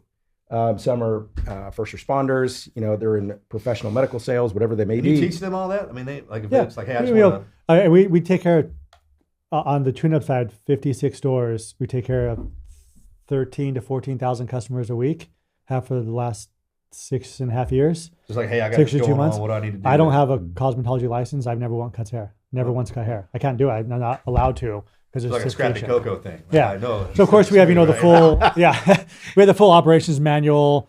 One thing that we started to do from a training side as we grew is it became harder and harder for us to be able to get the employees together for the consistency in the process, right? We're kind of unique in the nature that we have a certain level of process as you come into the salon, right? You get the ticket, introduce yourself, the stylist does, they walk into the chair, they sit you down, they put the cape over you, they lean you back for your hair wash. There's a certain level of a steps process. But then within the several steps that we have, we want the stylist to be 100% free in everything else. What they talk about, the relationship with the customer, et cetera, right? What their hairstyle is. Our uniform is simple, just have the logo on. That's it. I don't care what your hairstyle is, your color of your hair. I don't care if you're wearing shorts or pants. Doesn't matter as long as you have the logo on. I'm a happy guy. And it hasn't been since day one. Too many brands are like the New York Yankees, right? Clean shaven or get out. Or here's the entire uniform and that's all there is to it. There's no individuality there. And with cosmetologists and barbers and stylists, the reason that they're successful is because they thrive on individuality. That's kind of the pinnacle of what they do, though, right? Yeah. Yeah. That's their identity. To make you look So like, what was happening as we were growing outside of kind of our ability to look over the stores at all times is we're losing a little bit of that originality by going a little bit too much corporate, right? And it's a balancing act. We have to have the fences built up to make sure there's consistency, but at the same time, we want that genuineness and that. So how do you know when that is? That's what I was asking, kind of getting to earlier. Going to the stores, nothing makes me happier. Well, some things do. I'm not going to go that extreme. But one thing makes me happy when I go into a location, because I don't announce it. I never say, here's my travel path. I always go into the location unannounced. 100% of the time, if I go into a store, you won't know I was supposed to be there. And if the staff doesn't recognize me, I can see the genuineness of it. Sure. Right? And I'll play the part. How's everybody doing? Sometimes if they don't recognize me at all, I'll go in the store and I'll get feedback up the chain of command afterwards.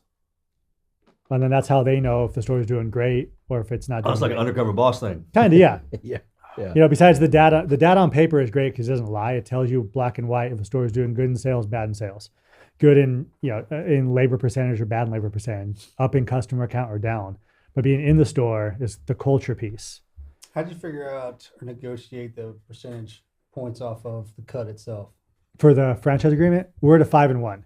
So some of our bigger competitors are at a 6-2 or a 6-3. It's kind of the nature of the business. We want to be a little bit less. So we do 5% royalty off of the net sales, and then a 1% goes into a marketing co-op fund. Marketing co-op fund that MD manages. That's for global wise marketing.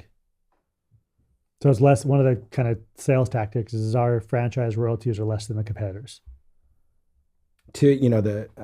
When people are looking to get into a business, you have one of two options. You're either going to create your own brand, and there's so much you gotta dig, you gotta landscape, you gotta build that runway. But when you get into a franchise, you're building into something that was already created. You're kind of you have the right to license and use it. Well, sure, you got some weight behind you. There's others out there, right? Yeah, So and for a lot of franchise, that's marketing in itself. it is. You're buying into something that it's kind of like a modular home kit, right? But that one of the big things that, and that's one of the things that drew me into just the corporate side of it was the relationship part. Because you can't fake heart, and if you go into a company that is scaled, the bigger they get, the less heart you feel. It becomes just process and utility. But you realize you've got something when there is that integral part of the heartbeat in a location. When every location, there's a real essence of authenticity. The people love to work there. They love the customer interaction. They have that team effort. Franchisees, they're very much involved in their locations. It's not like they're gonna sit on a perch and making me money. But that comes from the top. That people first element. And all of our brands, whether it's Balance, it's Tune Up, it's Martinis. When I first came on board, I really wanted to kind of take a look at what is this company really about. Because for him and I, it's very symbiotic. Our strategy meetings last maybe 5-7 minutes once a week. It's about it. And hit the ground running. This is what we got. Here's the numbers. Okay, what's the next goal? Let's run with it. But when a prospective franchisee comes to the table, and they've researched, they looked at other companies, and it's like, okay, give us your money, good luck, and send us the check every month. There's not a lot of support. And when people are looking to do a business, like you guys know, it's overwhelming. I mean, there's so much you have to figure out. Well, with the way that this whole thing has been constructed since day one, you get a CEO that is scaled another previously, 9-figure company.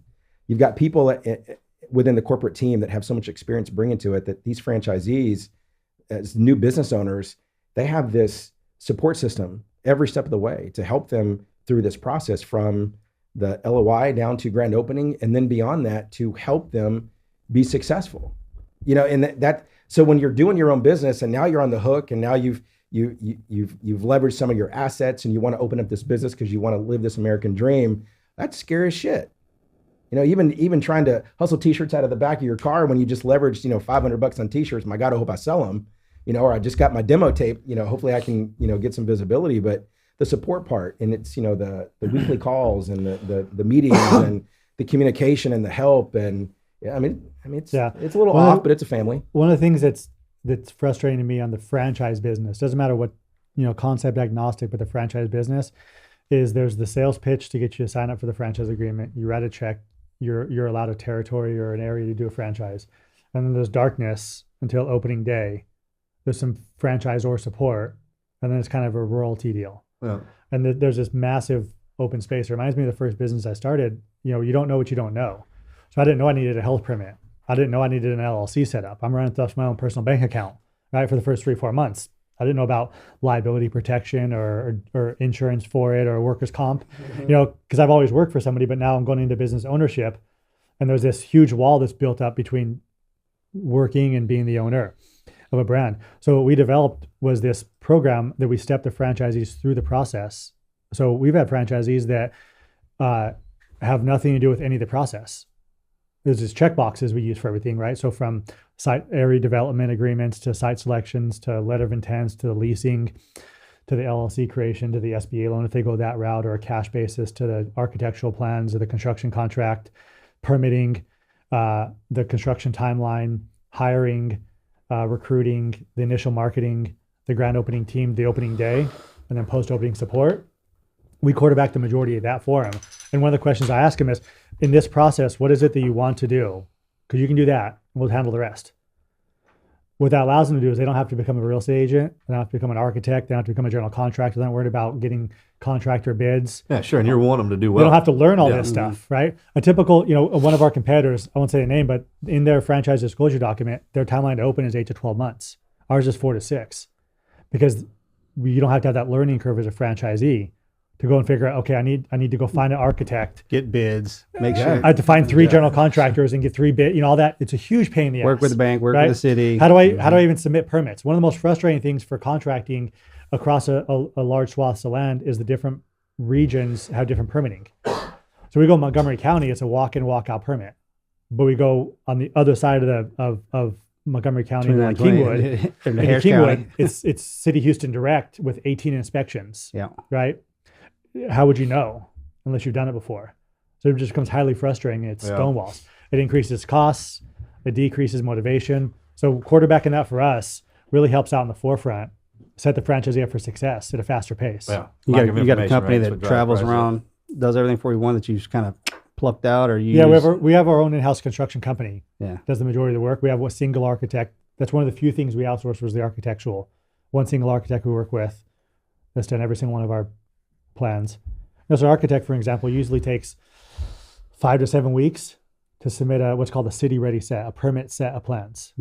25, 30 pages, mechanical, electric, plumbing. Yeah. Architects have done this 50 times over just for tune-up alone. They can knock it out with the engineers in 3 weeks. So everything is faster. Yeah. And because of the bulk and the level of growth, not only is it faster, but it's also less expensive. So we kind of there's that saying, was it, you can have it fast, cheap, or good. You could pick 2, but not 3. We built up the reputation with the people that we work with that we could have all 3. Landlords we deal with, 6 years and 3 months in business on the tune-up side, never once defaulted on a location. Not once. So we have a huge amount of respect from a landlord side. Some landlords we have 7, 8, 9 deals with. Sure. I mean, that reputation speaks for itself too. That way, the more you set up, the more that can be set up. Yeah. Because that's that backing that comes with it. Yeah. And that helped through 2020. Yeah. Yeah, because when you have to ask for a favor, we have enough respect in that balloon that we can say, hey, you know what? I've been great for you for the last 3 or 4 years. I'm up against the wall here. I need a month or 2 of free rent because we're not even allowed to operate. Yeah. And they say, of course, you've been a great tenant, great relationship. Let's take care of you now. Oh, and that's how you build it even stronger. Mm-hmm. Like when you cut them slack like that. Absolutely. You're in it together. For sure. Do you guys find that within the SEAL network? Just that support, like as guys come out of the teams and doing their own ventures and the kind of the ebb and flow. Yeah. So, well, that's growing. You have to appreciate the fact that there was 2 wars going on for an extended period of time. So But yeah, each guy, once like they separated us, they shot us back into our, and when we landed, every guy has their specialties and what they do, and then their ambition, and then they kind of started going in their own way by themselves. We all do stuff by ourselves, which is not like us. Mm-hmm. And then over the years, answer your question to that scale, no, but that's changing. It's coming back around. Because that's a tight brother. Because guys are established, Oh, yeah. and it's running, and they built it. You know, some of them built empires.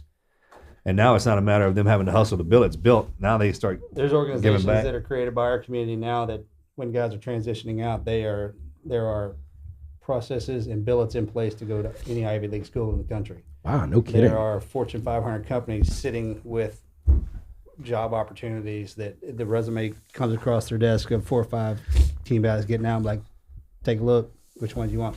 That didn't exist 5 years before ago. us. I mean, you're talking about the most highly trained fraternity on the planet. Yeah. To go do the things that we do. So I mean, when you pull one of us out and say, it can be trained to do whatever. But there's always an understanding of like, hey, look, you're not going to be the CEO.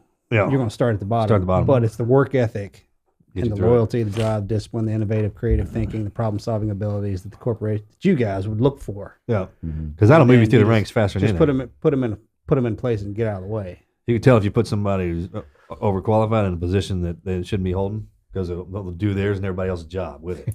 They come up with some other stuff. Yeah. And one of the greater parts about hiring somebody out of the military like that is if you have to course correct them, if you have to be a disciplinarian, they're receptive of it. They've Coachable. been their whole Oh, yeah. career. Somebody that's younger than them but one rank over will just get on them and provide that guidance. Either, you hope it's not yelling, screaming, but that's okay too. That can be an effective means of communications if that's how that person responds. But those individuals, that's what the military offers. Like, hey, I got a guy or girl that I can mold, that I need to, to a certain spot. And then, like I said, just get out of the way. That's the one thing that comes out on that resume. Mm-hmm. They got discipline, you can train them. A lot of companies hire you guys to come in and, motivate their teams, motivate their staff, talk about your experiences, the leadership aspects. Have you guys ever kind of like revisited the companies you've been to go to see which ones actually took either some tidbits or some tactics and applied it and saw a difference? They reach out to us. Do they? And say, yeah. Is it a smaller number that actually saw a difference? They saw the needle move once you guys came in. And It's funny. So the ones that I've talked to personally myself, it depended on what level of employee we were talking to. And so if it was a C-suite, you may have that may have scaled up a little bit. If it was just like the company entirely, depending on what department they worked in, maybe they weren't even paying attention, they didn't care. To your point, you said earlier, like you're with your franchisees, you got somebody who takes pride in what they do and they feel like they're a part of it. It's theirs. That's what's the greatest thing about being in the military. We went in the SEAL team, that's yours. And whatever becomes of it is up to you. You're not going to work for somebody. You own it. So I would think something similar to what you guys, people come into y'all's place, that establishment, this is my place. I'm going to treat it accordingly. If every you have SEAL somebody were like working me, for where you. would the SEALs be? It's like if every one of your employees were like me, where would Yeah, I don't want to be a cookie cutter. I've got one final question for you guys. I think they'll kind of just bring this all together. You talked about like laser focus earlier and kind of how that was kind of a pivotal moment for the business to kind of grow in the way it did. And something we don't talk a lot about on this show, we kind of always go to the never quit story, but I want to talk about the kind of final question for you is, how does planning or having a plan help whenever you face a huge moment of adversity? Let me see if I can tackle the never quit story and that question in one kind of short story. Perfect. So in COVID last year, fortunately, the company aligned with what my thought process is that in the onset of it, we can trust the government to a certain degree, but at the same time, it's time to figure out our business and let us be us. And when we shut down, we were required to shut down in April. We didn't shut down ahead of time. We shut down based on when the county required it, which was an odd set. Because going into the pandemic, from the top down, which is, it doesn't matter if it's Republican or Democrat or Texas or New York, but top down leadership just kept passing it down and saying it's not my responsibility. And whether it didn't have the required law or the mandate or the desire or the knowledge, it was an odd set because in a business model, and I'm sure in the SEALs, the leadership needs to be at the top, providing the direction. We weren't seeing that.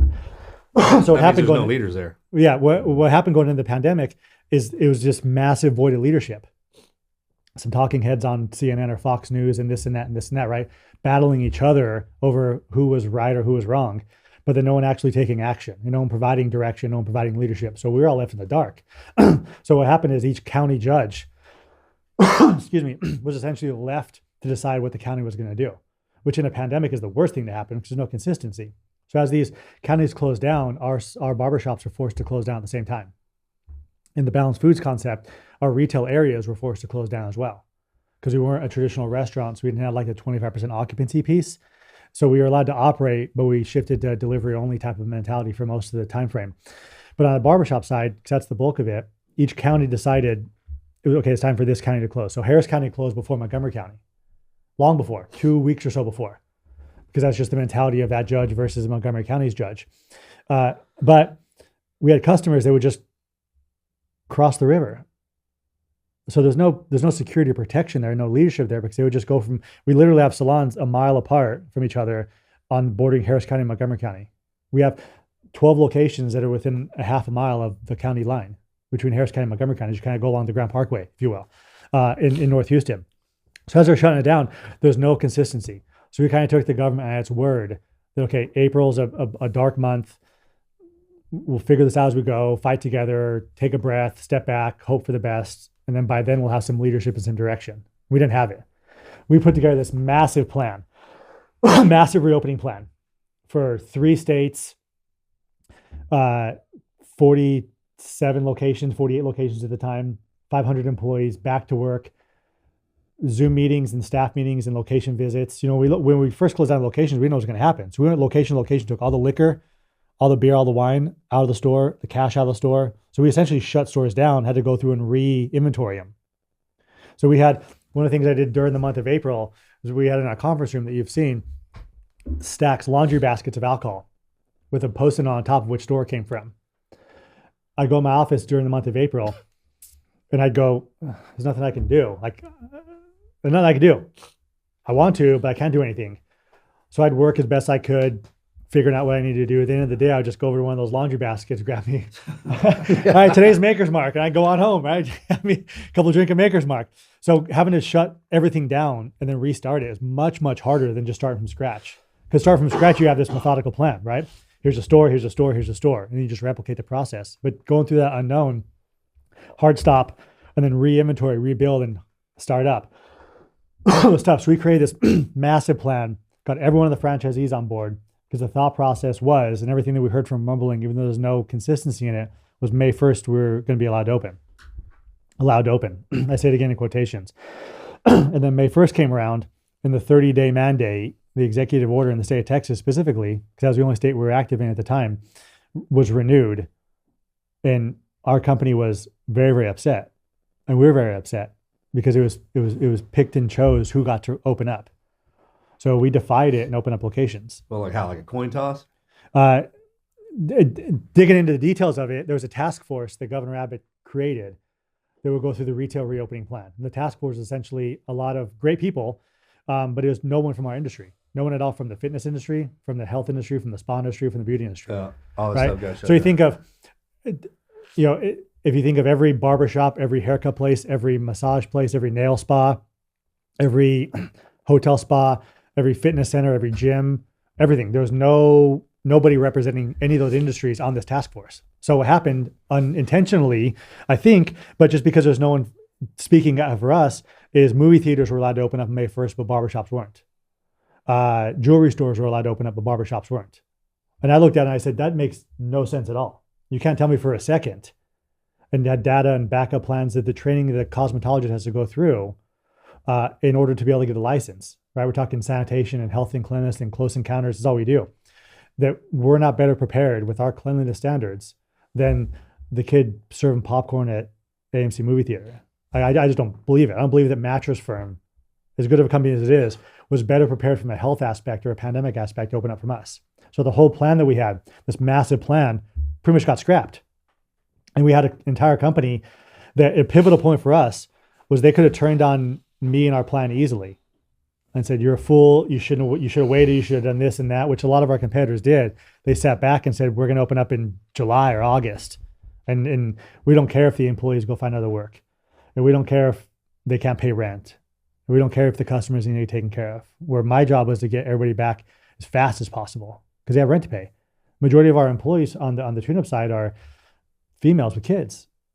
We have 590 cosmetologists and barbers, and probably 550 of them are female. Kids, houses, rent payments, electric, so on and so forth, car payments. They're worried. Their worry becomes our worry. So we defied the governor, sued him, had a couple of state reps, Briscoe Kane and Steve Tote, come in and reopened. Called the news media, called the cops and ourselves, and challenged the order. They didn't shut us down, and then we were allowed to open up on May 7th.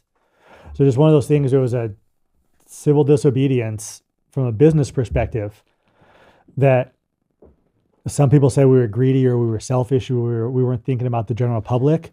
But then when you dig into the details of it, we're thinking about our employees, we're thinking about our staff, we're thinking about the consistency from the government. So that's kind of, it was a never quit story. But one of the beauty of it is I'm only one person, so I couldn't execute 47 store reopenings successfully. The team was 100% behind the plan. Because if you have the right plan of action and you have the right conviction for it, and it makes logical sense, the team will follow. So regardless of government officials or their thought process, which a year and a half later, they're still on the same page. Oh. Right? They're more divisive in defensive of each other and pointing the finger instead of trying to find solutions. They're trying to find points to blame. So we just kind of stopped paying attention to them. That's how nothing gets done. When you start like that. I'll address that on the personal level, since Anthony took the business side of it. Focus is a funny thing, and Marcus and Morgan, you guys too, you know this from the teams, and then just from your study with cognitive science and neuroscience. Focus is a funny thing. Most people don't wake up with focus. They wake up and they're going to let the day dictate how they feel and what they do. It's a game of pinball. But then once you realize our greatest commodity is our focus, it's our attention. And if we're putting our attention on the things we failed at, how hard things have been, or the things that you don't know but you do have to kind of figure out, but maybe because you haven't focused enough on your self-confidence of accomplishing things about what you've done, then you're going to just let the whole world dictate where you are in life and how you're perceived. So when I started to kind of figure out, I started to really dive into my own attention from when I was an athlete. How did I at 13 years old get on my bike and ride 120 miles? Focus. I just got on my bike, looked at the road ahead. I didn't look at the pain I was suffering when I was going up the hill. Matter of fact, I did hill repeats because I realized the more pain I was in was exposing limits. And if I wanted to be the guy that crossed the line to finish in first, I had to continually face my limit, face my max rep, and then push a little bit more. So when I stopped looking at the element of it being hard and going, that's what I need. I need the failure as a bodybuilder. You need to hit failure, or else your body's not going to respond to growth. So if my focus is on what I haven't accomplished, the pain of the moment, then I'm never setting myself up to actually go, I'm going to follow through. So like I write, it's called a Power 5. And the night before I go to bed, I write down 5 non-negotiables that I'm going to complete the next day. Then I have my radar list of other bullet points. But my day's not done till I finish those 5 to-dos, a mix of business and personal. And every day when they're checked off, and usually more on that list, I've helped myself with my self-confidence, realizing the list doesn't control me. I control the list. But then I had 5 things that I set out to do, and I did them. It chipped away on my long-term goals, because these are short-term mailboxes that I call them, that are getting me along that way. But that focus part of, if I get up and I'm not even looking at my year of what I want to accomplish, you're going to end up in the same place asking the same question a year from now. So if you're wanting to make actual change in your behaviors, your habits, your patterns, whatever, where's my attention? If my attention is on Netflix and chilling, if my attention is on gaming 24/7, if my attention is on the pains of poor me, I'm going to go nowhere. Right? So that focus, I realized, was the most important thing in my life. And when I was focused on being the victim, well, then I just keep repeating that. I keep finding myself in positions of being a victim. But when I finally... Is there a difference between being a victim and being victim in your circumstances that you put yourself in? Like training, pain. It's like you can be a victim of that, but man, that's part that you put yourself in it. Pressure's a privilege. Yeah, I mean, that's how you know you're in the game. Yeah. Because there's a feeling there. That's how you know you're competing in it. That's what pain is. Yeah. And then when you step away from it, it goes away. It's like leaving something. You step back into it, and you can become a victim of being a victim for sure. I think people think or forget Like one of the most horrible experiences of my life was during Hell Week SEAL training. And I tell this story to people. Is we had to dig this hole and just whatever. But in order to be a SEAL, I had to get in that hole. Had to. My classmates and I had to get in that hole and be miserable. Be a business owner. You have to be miserable in order to be successful. I think people that have these dreams and aspirations, they get in there and they get miserable, and they're like, "Oh, I'm so upset. I'm sad. I'm depressed. I'm anxious because I'm having to do all this." This is a volunteer program, and you're going to have to do these things in order to be successful. Yeah. I think people forget that because when pain and misery come floating in, they're like, "Oh, this is not what I signed up for." Yeah, it is exactly what you signed up for. It's just like lifting weights. Are you committed? Are you committed? You're lifting heavier weights when you go into the gym each time. You want that. Yeah. And if you lift too much, it'll crush you. That's growth. That's It was dark during 2020, and I was in the office one day, and I think we were doing some whiskey sampling. I don't know. Did a lot of that. Possible. And I asked him, I said, "How are you getting through this?" Because he's a guy, he's not going to tell you, he's not going to tell you his feels. You just get shit done. And I honestly wanted to find out, A, how's the CEO of the company doing? But then how are you getting through this right now? He goes, whiskey and working out. It's my focus. Because that for him, and I think all of us are, our athletic pursuits, whatever we do, whatever level, that keeps us in touch with that pain, that pressure, that moment of, can I go one more rep? Yeah, I can. Your body is in pain and your mind is saying I'm done, but you can go one more rep. Sure. That prepares you for the next one. That's the gym. Yeah. That's the gym. It's like when you go in there, you're lifting that's the type of weight. I mean, it doesn't have to be, you can feel it. We were watching TV show, the Navy SEALs, kind of recruiters in. And the part where they launch out a submarine and take the boat down, Yeah. sexiest thing I ever saw on TV. I mean, we were like, That's what hooked you, wasn't it? It was. Oh, I was like, I got to do that. I want to do that so bad. Miserable. That was the hardest job. I mean, I thought for sure we was going to die. It sucked so bad. We did all the time. And I was like, I can't believe this is the one thing that recruited us in there because it was awesome to look at, right? And then when you get in there and do it, it's not that it's not awesome. It is. But getting in there and feeling that and going through it, it's something. So I'll ask you guys a question. So with you guys going through Buds and Hell Week, mentally, you know what you're going to face, and whether it was the missions that you had, but going through Buds, when you started with day one, mentally, what kept you in the position of, I don't have a limit to tap out or to ring out, but how did you accomplish each task? Harder it got, the more challenging it got, the colder you got, the more uncomfortable.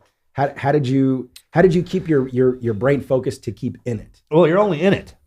Like people worry about the crap that happened yesterday. Well, only easy day was yesterday. That's our saying.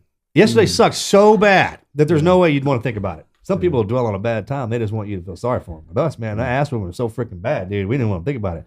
You definitely don't worry about tomorrow. We don't even worry about an hour ahead. I don't think you can quantify that right answer now. It's different because it's different for everybody. Right. But like he was saying, if he and I just kind of shop talking, you really get in the mindset of nothing else matters or exists except for what I'm doing right now. And I'm willing to absolutely give my life. I'm willing to die. I'm not going to quit. So you're either going to have to kill me or the evolution will end. And it will. It will end eventually. I mean, even the Hell Week will end eventually.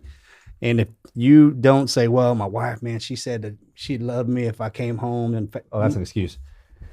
You got to live. All right, here's what he sent me something. Look left, look right. And if there was somebody standing there, and by God, if that some bitch right there can do it, I'm doing it. And eventually you stick around to watch the faces they make because they're so terrible. And then you start finding the humor in it. Find humor in it. And I was there, man, and about the 50th time I had to get wet and sandy, I was miserable. I would call him sugar every day. cookie? Isn't that what it's called? Yeah, sure. Oh, yeah. I'd call him at the end every day. I needed motivation. He was like, yeah, it's going to be great. He's like, tell me about getting wet and sandy. Yeah. Yeah, you want to hear about it. I'm like, Well, he sent me the Hotel Del Coronado's right down the beach. He sent me a newspaper article as this kid. He's probably 4 years old. He had swim trunks on and swim goggles. And there was a picture that was pretty good because he was jumping in midair into the ocean. And it had his name and where he was from and everything like that. It's like this so-and-so from somewhere. And he's like, he frolicked in the water all day, played and loved it at the Hotel Del. And I was like, if this 4-year-old can love being in that water all day, how can you not take it for that amount of time? And it's all a switch in your head. That's kind of like the minute you think, Because we all love playing and Something's pushing. going in, getting in the swimming pool in March when it's freezing cold, right? Hanging out with your buddies, that and the other. But the second somebody tells you to do it, yep. it becomes torture and that kind of thing. That's the mental game of it. That's why Like with people push-ups, don't, that's man. why I people have my don't make kids, we it through start training. Getting them in shape, man. They'll start doing all push-ups it for a is. second or for a minute. Be breathing hard, complaining and cussing. I was like, man, if you go in that bedroom with your girlfriend, you're doing push-ups for hours and wouldn't say a damn word. You know, it's a mental thing. It's how you switch it in your head. Suffering. Like Mojo said, man, we don't like to be told what to do. But it's like, hey, man, we're doing this. All right, this is this. So This is gonna suck. It's gonna be good. yeah, And we're going to be there Right. together. So you kind of have to change a perspective mentally in the internal dialogue of going, you need to just lean into, you're going to suffer, right? But you know what? That suffering is going to expose some things I need to get that are going to make me better Yep. versus trying to avoid pain, avoid the suffering, which I think a lot of us try to do somewhat. oh, that's instinct. That's Everybody's your risk nature. adverse. Yeah, man. There's Yeah. a very small fraction of human beings that will pursue risk. Most people are risk adverse because they fear pain, misery, and suffering. Where there is a fraction of individuals that quitting or failure is they'd rather die because of the fear, not the fear on the God dang it, yeah. But I mean, what is forgot risk? the word. To them, it's probably not a risk because It's a loss of something important. Yeah, they've already Right? been through parts of it. Most people look at it like, how could you even attempt to do that? He's like, well, I did all this first. Yeah. So when you're sitting, it's like with safety standards. Only safety standards till you hadn't studied Starts with an enough, H. right? It's like, do we train? Do we get it right? Or do we train? Do we not get it wrong? We call it opportunity cost. We're so confident that our brands are the best in the world at what we do. And if we either believe it or we don't. And since we believe it, why aren't we growing? So we have no choice but to grow. Yeah. Because the opportunity cost is massive for us not being there. Because if they're going to get your haircut. Yeah. I want it to be with us. We have to grow to make that happen. So it's not You a matter gotta of eat you healthy competing food. against those other salons, man. It's just a matter of you competing. Just go in Yeah. and look at how everyone else is doing, man. Just go in and do your thing.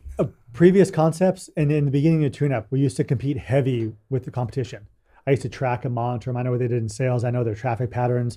One of the things they did in the restaurant a long time ago when I was opening new restaurants, I was 18, 19 years old, was I have to sit in the parking lot of the competitor and do a traffic count. Yeah. So I'd sit in the parking lot out front of an Outback Steakhouse. And I'd sit there for 3 hours and count the cars.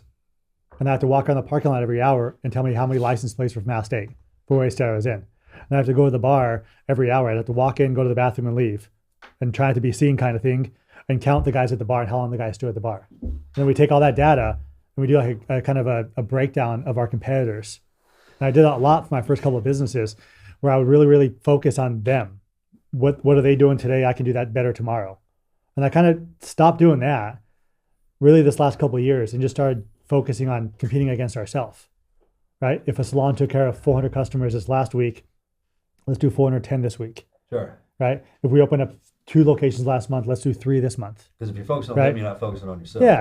Right? Of course, I pay attention to the competition Well, a little bit. That you know, that's recon, where that's they're at. that's what we were trained to do, and that's exceptional, right? And what you start to see is like, hey, man, if you watch them, there's a difference between looking, seeing, and watching. Those are the same, but they're different. It's kind of like air, water, and ice, right? Same but It different. starts with an H. Yeah. What I'm saying is how much they're paying attention to us, Yeah. right? In the barbershop and in hairstylist world, a lot of it's in a negative way, right? Where they create fake, a good portion of his job is just going through and figuring out how to delete and report fake reviews, That's Yelp or amazing. Google, that kind of stuff, right? It happened 2 days ago in a new location in Wisconsin. A competitor created a Yelp account and put our store on blast. Didn't even go in the store. Store didn't open up when they did the review. They just preemptively bad reviewed it. There's no upside there. But that wasted energy. So while they're doing that, while they're focusing on trying to take us down, we're out marketing to gain 5 new customers. Yeah. I'll do that every day of the week. Oh, That's kind of an interesting piece of it. sure. So what's the next phase of evolution for you guys? Growth. Growth. Just the 2022 model? Looking at doing anything else, creating another company, or just going to handle what you got? What I really want, what we all really want to do, if I had a blank piece of paper and unlimited capital, all I would do personally is just create new companies. I love it. I love the white space to open sign being on, right? In a retail format, direct consumer goods, interaction. I don't know anything about tech. I'm useless at tech. I don't know anything You about better figure that out real quick. Metaverse, That's why I baby. got MD here. As long as he's my friend, he's working with me, then we're good. No, but what we want to do this next year is we want to stay laser focused on these 3 brands. We have such potential in the retail format.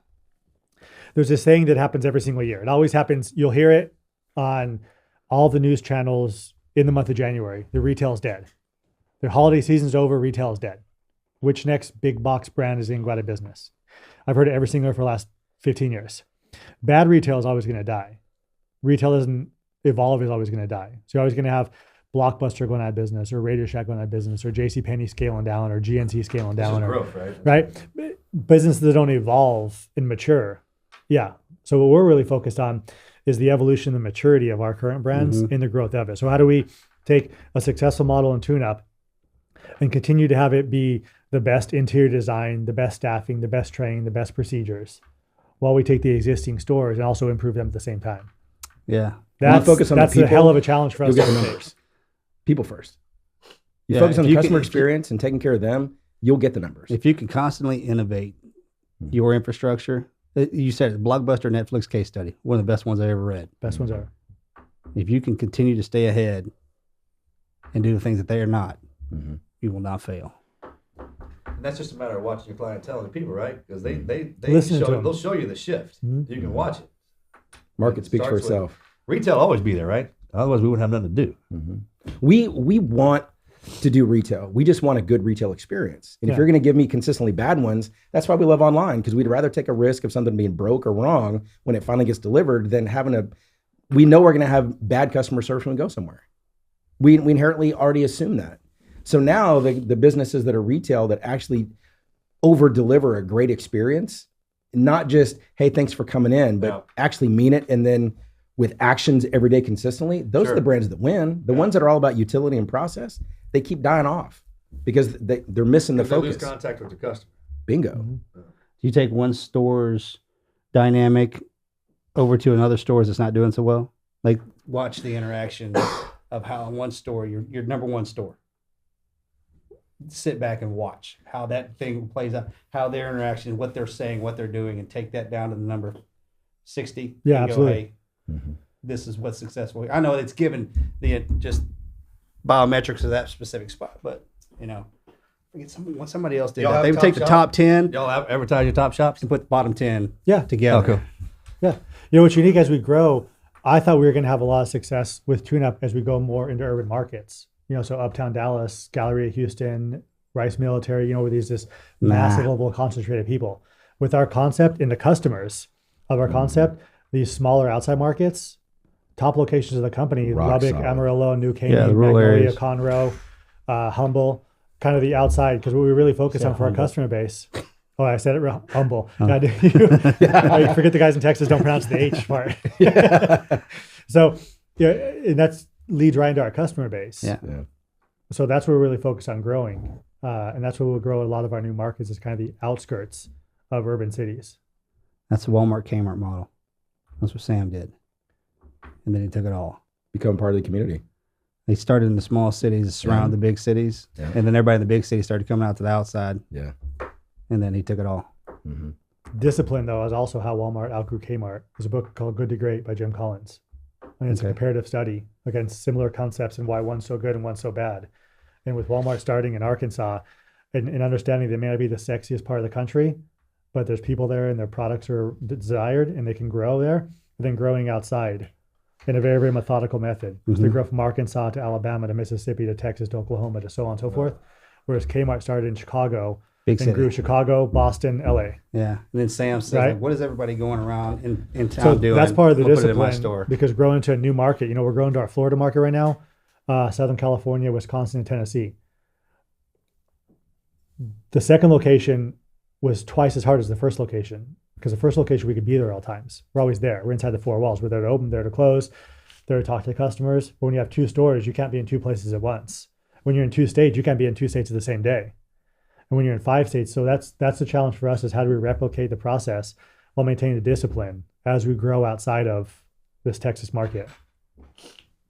Got to find somebody like y'all. Yeah. It comes to the right franchisees that believe in the vision of what Tune Up really gives, what a Balanced Foods really gives, what a Martinis really gives to the community. Because ultimately, yes, we have a barbershop, hair salon for men. Yes, we have a meal prep company called Balanced Foods. Yes, we have a nail salon. But ultimately, what do we do in every single one of the customers' lives that walk through our door? We improve their self-confidence because it comes down to image and how they feel. And so when everybody started to really understand that was the real role of what we do at all of our locations, at all of our brands, there was kind of this, never thought of it like that. Well, You mean when I have this customer for 30 minutes, 45 minutes, and by the time they leave, I'm actually improving their self-confidence, you now have this greater purpose about what your role is in the company. Stick to what you know and what you're good at. Yeah. It's like Ball. What does Ball do? Yeah. They make containers. They don't make jars. They don't make it. They make containers. Yeah. they're one of the oldest companies in the world. It's a pottery company from Japan. They make pottery, and then Beretta. They make guns. Like a 13. Yeah, I mean, it's been around. Some companies have been around since 1200. I still ain't figured out that fucking word. The H. It's going to be like 2 hours from now. That's what's going to happen. Humble. Humility. We're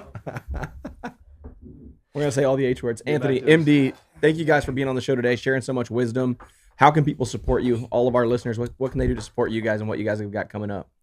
63 locations across 5 states. Stop into one of them. Give us some feedback on the experience. Come in to tune up, enjoy a haircut and a cold beer or drink. Come into Balanced Foods, get some healthy takeout meals. It's convenient, packaged right. Send your wife, send your girlfriend into Martinis Manicures, get her looking good with a manicure and pedicure. Anybody interested in franchising or joint venture projects or even above that level, tiltedconcepts.com. Walk through that whole setup. My email is anthony@tiltedconcepts.com as well. And yeah, Awesome. Is there anybody had the haircut in every one of your shops? Is that a competition yet? Might be a fun challenge. like Yeah, that. challenge Like that. There's that couple that visited every Cracker tune-up Barrel in challenge? the country. What is it? There's a couple, husband-wife couple, took them like 20 years. They went to every Cracker Barrel. Oh, wow. Oh, they took the 500 map, right? Yeah, 570 Cracker Barrels. They visited every single one of them. Y'all should do a tune-up challenge and you get like a challenge coin at the end.